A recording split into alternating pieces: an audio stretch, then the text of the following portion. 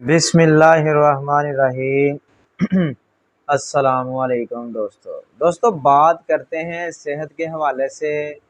जिन भाइयों को, बहनों को, बुज़ुर्गों को बहुत ज़्यादा कब्ज़ रहती है, कब्ज़ जाने का नाम नहीं लेती, वीडियो के अंदर हम बात करेंगे हल्की कब्ज़ कशा टैबलेट के बारे में और इसका सही तरीक़ाकार इस्तेमाल क्या है और ये कैसे इस्तेमाल करनी है, कौन लोग इसका इस्तेमाल कर सकते हैं, कौन लोग इसका इस्तेमाल नहीं कर सकते। वीडियो शुरू करने से पहले सब दोस्तों से गुजारिश है कि हमारे चैनल पर जो न्यू हैं हमारे चैनल को सब्सक्राइब करें, लाइक करें, बेल के बटन पर क्लिक करें ताकि हर नई वीडियो का नोटिफिकेशन आपको मिलता रहे, ताकि मज़ीद नई नई वीडियो आपको मिलती रहे। हल्की कब्ज़ कशा कौन लोग इसका इस्तेमाल कर सकते हैं? जो 15 साल से बड़े अफराद हैं वो इसका इस्तेमाल कर सकते हैं।